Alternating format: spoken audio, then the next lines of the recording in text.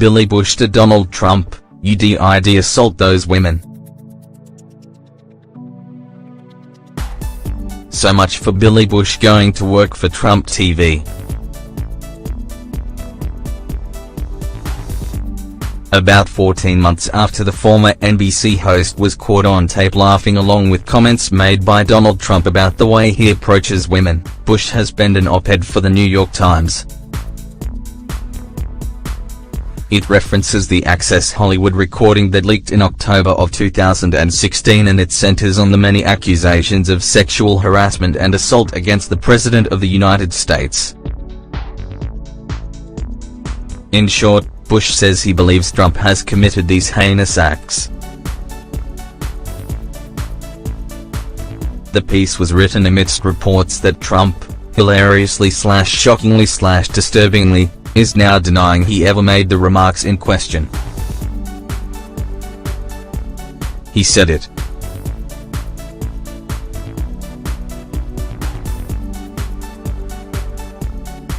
Grab him by the PY, Bush writes, explaining that 7 other people were present on the Access Hollywood bus at the time Trump uttered these words, and adding, "Every single one of us assumed we were listening to a crass stand-up act. He was performing."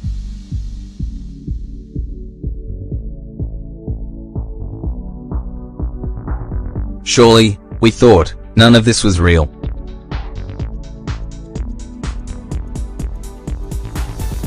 We now know better.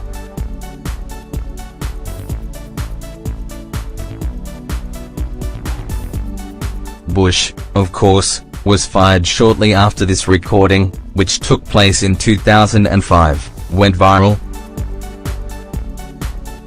It was released by the Washington Post.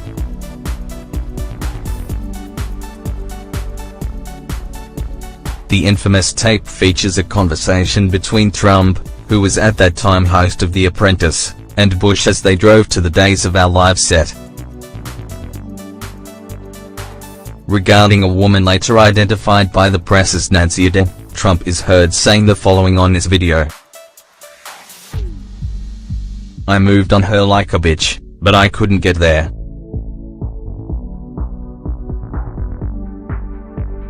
And she was married.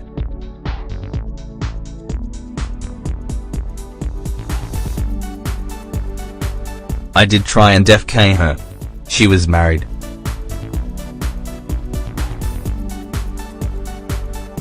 He then added, of his philosophy in general when it comes to beautiful women. "Just kiss. I don't even wait.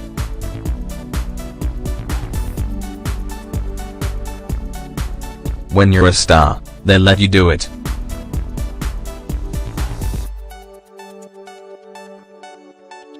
You can do anything.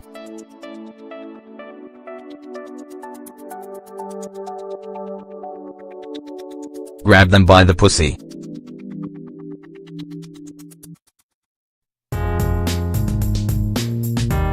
You can do anything.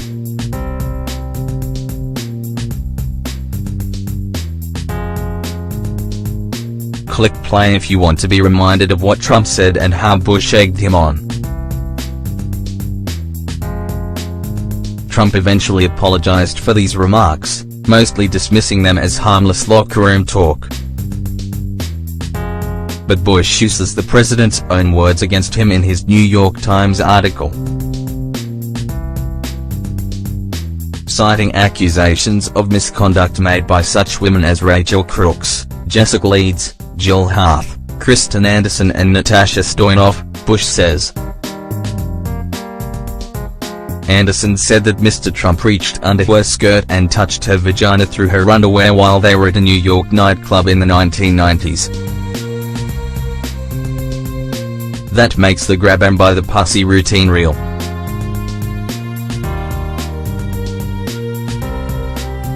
I believe her.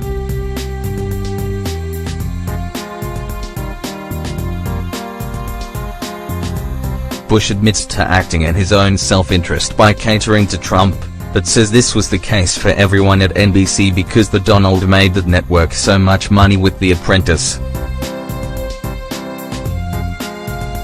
Due to his rapport with Trump, along with other major stars, Bush was promoted and given a significant raise.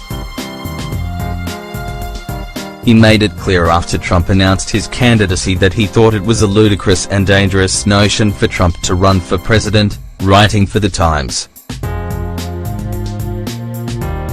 The man who once told me, ironically, in another off-camera conversation, after I called him out for inflating his ratings, "People will just believe you. You just tell them and they believe you," was, I thought, not a good choice to lead our country. In the ongoing climate, with A-listers, from Kevin Spacey to Matt Lauer, everywhere being fired for their alleged actions and women feeling empowered by the #MeToo movement, Bush wants to send a message to Donald Trump's accusers. Over a dozen have accused the president of misconduct, all of whom the White House claims are lying. To these women, I will never know the fear you felt or the frustration of being summarily dismissed and called a liar, but I do know a lot about the anguish of being inexorably linked to Donald Trump, he writes. You have my respect and admiration.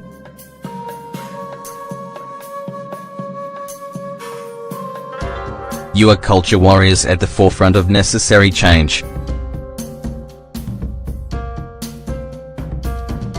Bush will appear tonight on The Late Show with Stephen Colbert. Trump defenders will surely claim he's just saying whatever he can to revive his career. And Trump will obviously tweet some mean stuff about Bush. By simply quoting the president and then quoting his alleged victims. However, Bush had made it difficult to really discredit him or his point of view. He concludes,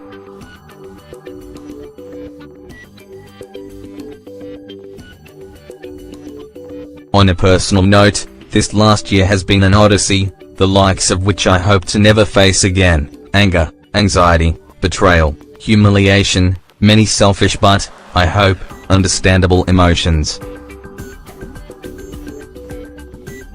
But these have given way to light, both spiritual and intellectual. It's been fortifying.